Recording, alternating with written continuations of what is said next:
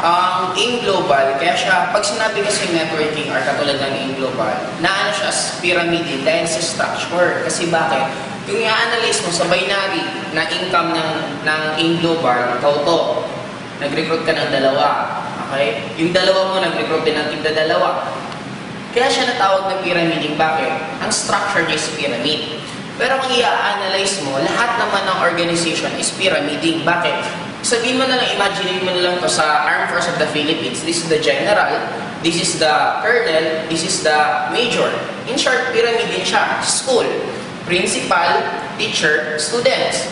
Pyramid din siya. Sabihin natin sa family tree, lolo, magulang, anak. In short, lahat naman siya pyramid. Kaya wala masama sa structure mismo pyramid.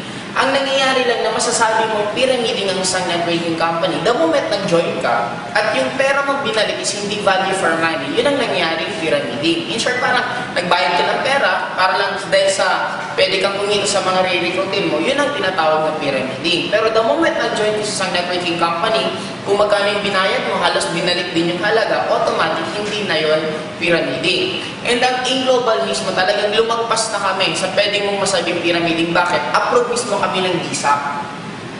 Pwede mo siyang i-search sa YouTube, Direct Selling Association of the Philippines. In short, ito yung isa na inaaralan nila sa networking company kung talagang tatagal siya at talagang maganda, kung well compensated yung mga distributor, automatic pag na-aprobahan ka nito, magiging ano ka as isa sa legal mismong networking company. And good enough po, we are the second na binary na na-aprobahan mismo ng DSAP.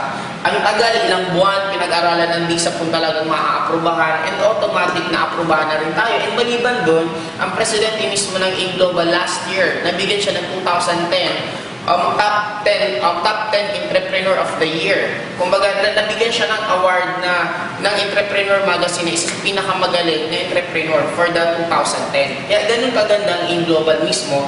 Maliban sa aprobado ka na ng DSAP, yung may-ari pa mismo talagang isa sa, kumbaga may mga nag-a-approve na mismo na talaga nagpapatunay na maganda yung networking company. Hindi lang sila ang nag-claim. Kumbaga parang sa showbiz, iba may pag naging best actor ka, best actress ka, kasi iba na mismo yung nag-a-award sa'yo. Sa AIM Global, marami na mismo ng mga iba't ibang organization na nagpapatunay na maganda talaga ang AIM Global. Kaya kung sasali ka sa amin, huwag ka nang mag-isip kung kasi hindi kami pyramiding, napaka-legit ng AIM Global for the past 5 years, talagang napakaganda.